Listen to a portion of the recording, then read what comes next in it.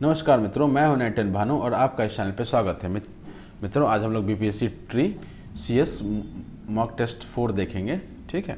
और हम लोग ज़्यादा बात नहीं करेंगे क्योंकि बात का टाइम नहीं है, तो डायरेक्टली सवाल पे आते हैं। बाकी मैं थोड़ा क्षमा प्रार्थी हूँ, जो मैं प्रॉमिस कर रहा हूँ वो मैं पूरा नहीं कर पा रहा हूँ, बट देखते हैं जितना कुछ हो पाएगा मेरे से वो हम करते हैं, ठीक है। चलिए आगे बढ़ते हैं। पहला सवाल पे, पहला सवाल 6-7 सवाल हैं जो थोड़े पुरानी टेक्नोलॉजी पर बेस्ड हैं, राइट।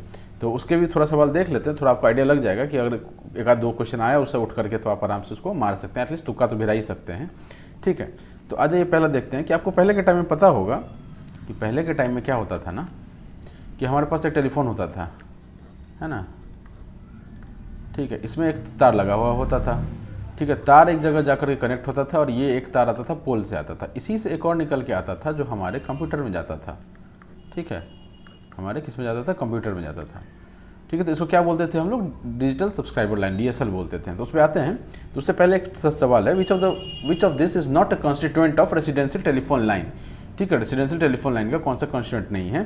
पहला ऑप्शन है a high speed downstream channel, a medium speed downstream channel, a low speed downstream channel, more than one above, none of the above, ठीक है। तो इसमें जो पहला है इसका आंसर है सी, ठीक है। अब कॉन्सेप्ट जाने का समय नहीं है कि क्यों कैसे है, आप इसको बस याद रख लीजिए। अगर ऐसा कोई सवाल आया तो आप थोड़ा मार्क कर सकें कि इसका आंसर सी हो जाएगा, ठीक है। डीएसएल टेलकोस, अभी डीएसएल का मैंने फुल फॉर्म बताया आपको, डिजिटल सब्सक्राइबर लाइन, राइट। तो डीएसएल टेलकोस का क्या काम होता था? तो आप देख सकते हैं कि एक तो वायर्ड आपको ये देता था, टेलीफोन का कनेक्शन मिलता था, और दूसरा आपको इंटरनेट एक्सेस मिलता था, आईएसपी मिलता था। आईएसपी क्या होता है? इंटरनेट सर्विस प्रोवाइडर होता था, ठीक है। तो ये आपका आंसर इसका बी हो जाएगा। तीसरा सवाल पे आते हैं। Function of DSLAM, digital subscriber line access multiplexer is to, क्या होता है ये मल्टीप्लेक्सर का काम? यहाँ पर DSL एक्सेस मल्टीप्लेक्सर का ये क्या करती है? एनालॉग से एनालॉग सिग्नल को डिजिटल में बदलता है ये, ठीक है। डिजिटल सिग्नल में बदलता है, ठीक है। और आगे बढ़ने से एक छोटा सा रिक्वेस्ट है, जो भी इस वीडियो को देख रहे हो, प्लीज़ सब्सक्राइब कीजिए, शेयर सब्सक्राइब कीजिए, लाइक कीजिए अगर पसंद आए तो, राइट। और जब आप टीचर बन जाएं, आपका काम पूरा हो जाए, तो अनसब्सक्राइब कर दीजिएगा। ऐसे भी बहुत सारे हमारे पास ऑलरेडी बहुत सारे चैनल होते हैं जिनको हम सब्सक्राइब करके रखते हैं, कोई मतलब नहीं होता उनका। ये थोड़ा मतलब का है, तो आप इसको सब्सक्राइब कीजिए प्लीज़, ठीक है। जब काम हो जाए तो आप मतलब हटा दीजिएगा, कोई दिक्कत नहीं है, ठीक है। फिलहाल के लिए कर लीजिए। चलिए आगे बढ़ते हैं। HFC क्या होता है? HFC का फुल फॉर्म होता है hybrid coaxial fibre, fibre coaxial, hybrid fibre coaxial, ठीक है। इसमें क्या होता है?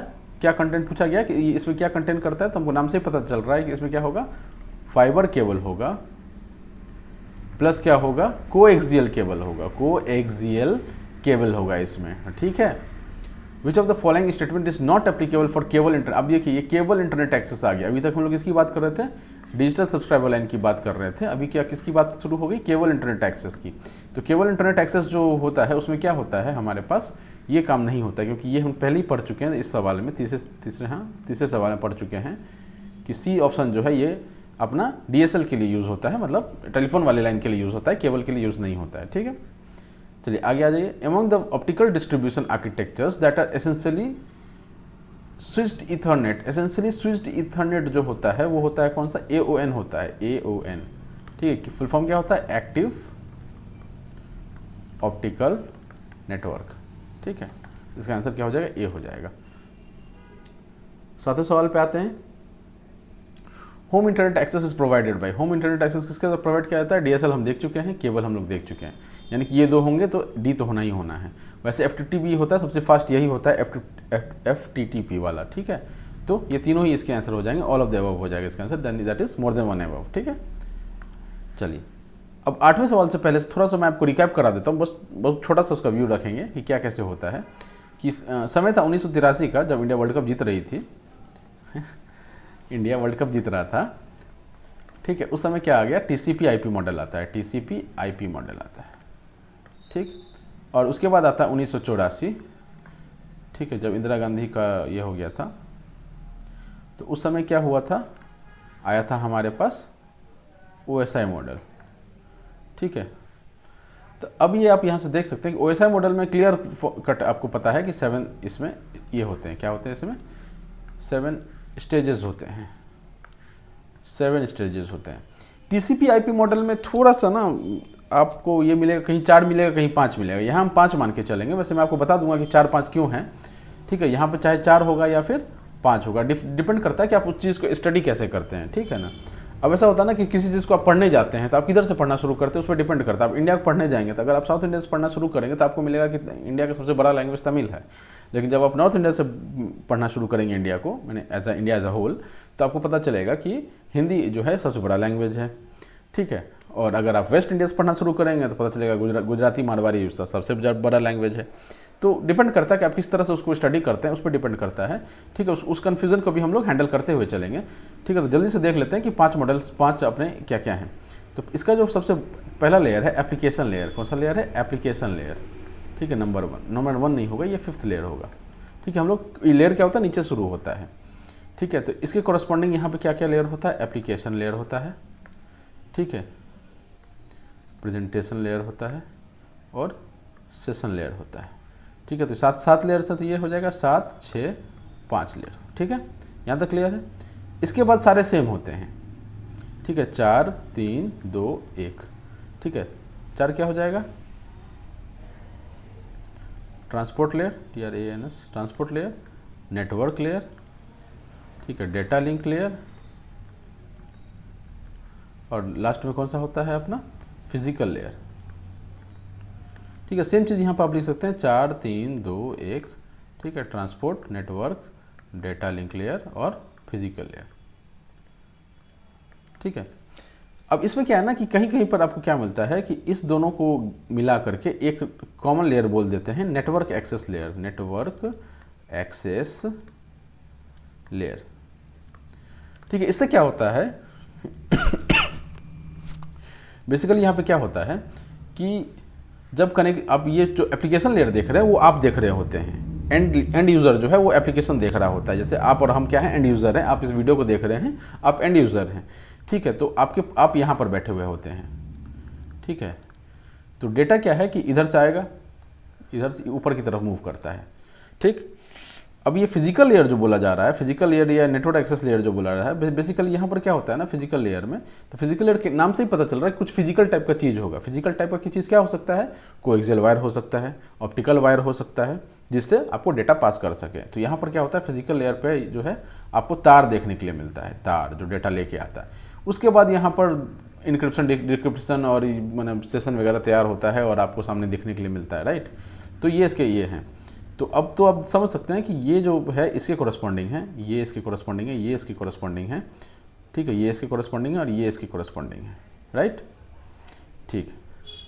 और जब अगर आपको ये मिल जाए कि भाई नेटवर्क एक्सेस लेयर लिखा हुआ है तो क्या हो जाएगा? ये पहला लेयर हो जाएगा, ये तब ये दूसरा हो जाएगा, ये तीसरा हो जाएगा, ये चौथा हो जाएगा, 4 ही लेयर में हो जाएगा बात, ठीक है ना। और ये कॉमन जो है, सॉरी हाँ, ये नेटवर्क एक्सेस लेयर जो है वो इन दोनों के बराबर हो जाता है, ठीक है। थोड़ा मैं इसको साफ से लिख देता हूँ। उम्मीद है आपको ये थोड़ा सा छोटा सा रिकैप समझ में आ गया होगा, ठीक है। ये जो है कॉमन लेयर जो होता है ये इन दोनों के कॉरस्पॉन्डिंग होता है, ठीक है। चलिए आ जाइए सवाल पे। हम लोग 5 लेयर मान के चलेंगे, है ना। ऐसा ऑप्शन में नहीं होगा कि 5 और 4 दोनों दिए हुआ है। अगर ऐसा करता है तो अब बीपीएससी ही जाने क्या सही आंसर मानेगा। बट 4 भी है और 5 भी, दोनों भी सही है। आप किस तरह से स्टडी करते हैं उस चीज़ को, कैसे आप तोड़ते हैं उस चीज़ को, उस पर डिपेंड करता है, ठीक है। तो पहला सवाल आ जाता है कि how many layers are present in internet protocol stack TCP IP model. TCP IP model में कितने लेयर्स होते हैं? तो ये हो जाएगा अपना 5 लेयर हो जाएगा। ISO OSI डिफरेंस मॉडल में कितना हो जाएगा? 7 लेयर हो जाएगा, ठीक है।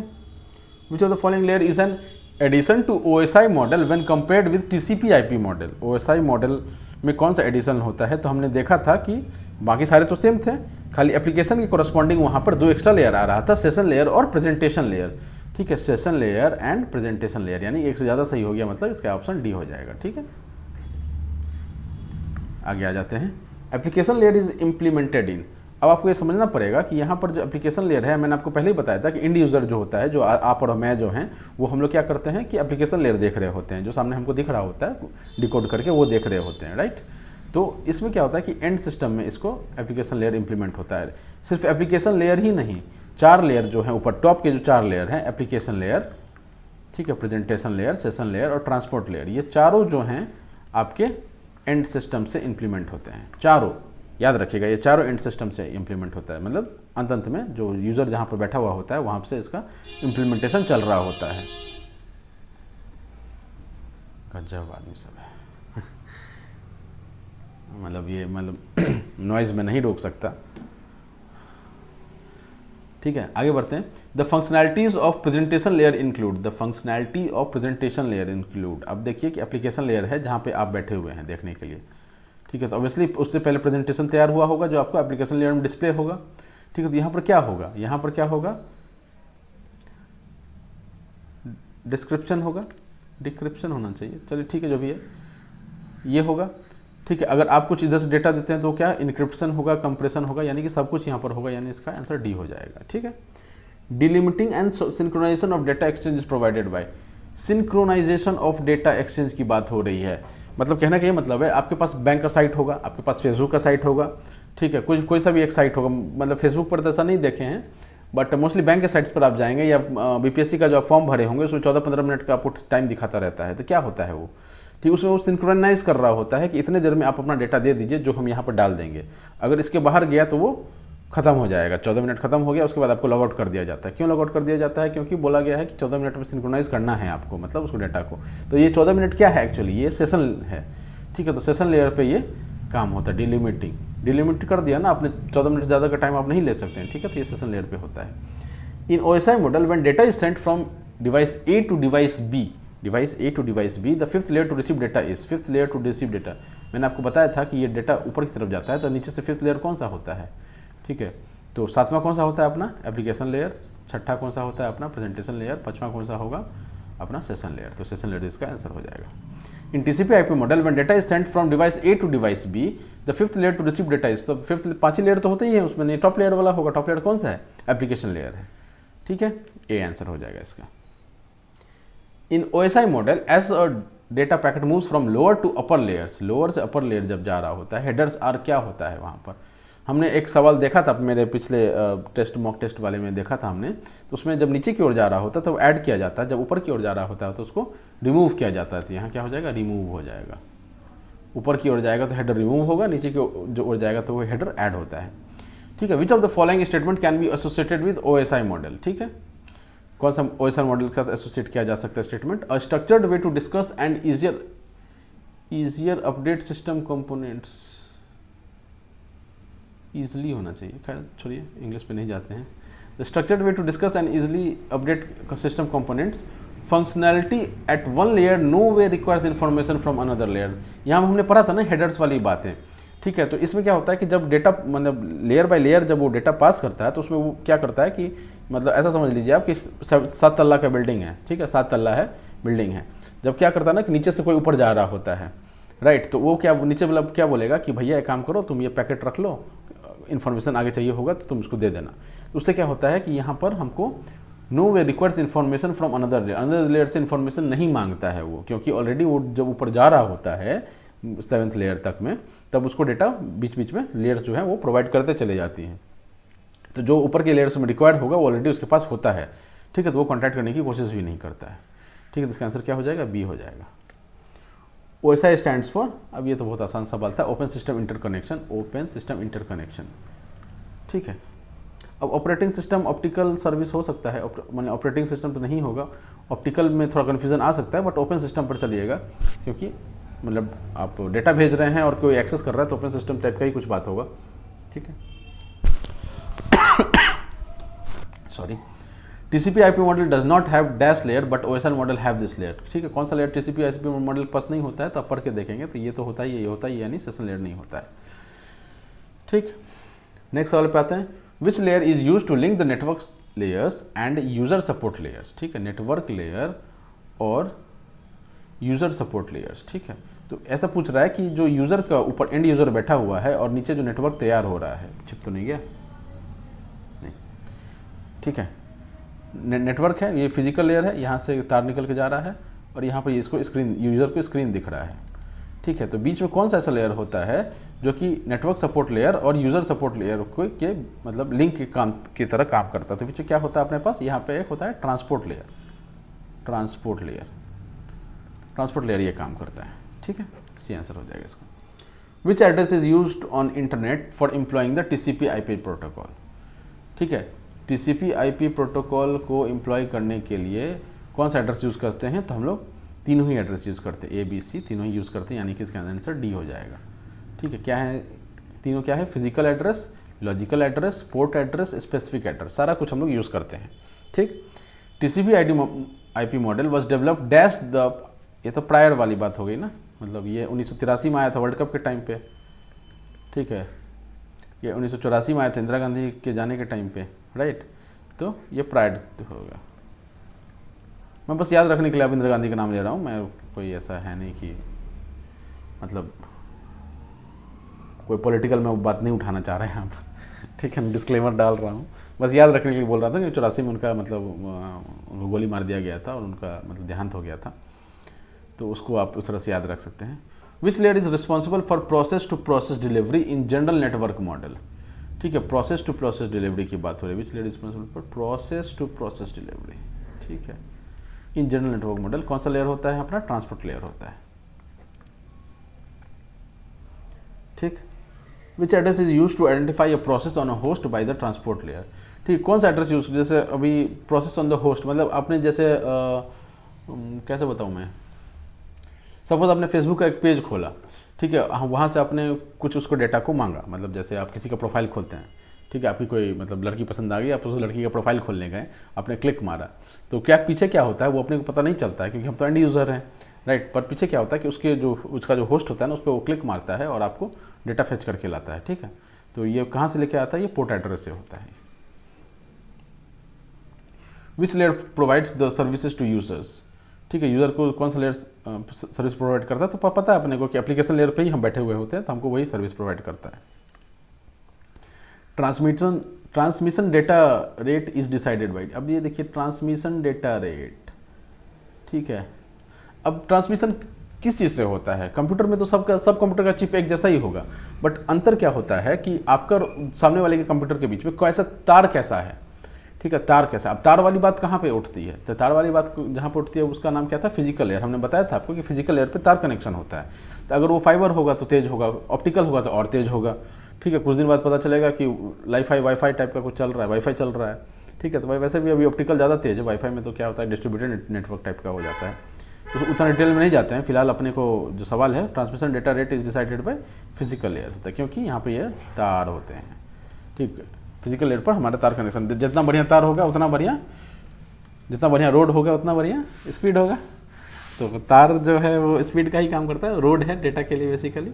ठीक है, तो उम्मीद करता हूँ ये लेक्चर ज़्यादा लंबा नहीं हुआ है, 18-20 मिनट के अंदर का ही लेक्चर है, और ऑल द बेस्ट। ठीक है, कोशिश करता हूँ मैं जल्दी जल्दी दूसरा वीडियो भी लेके आऊँ। चलिए टाटा, और हाँ please like share and subscribe, तो अब जब काम हो जाए तो जाने दीजिएगा। चलिए टाटा।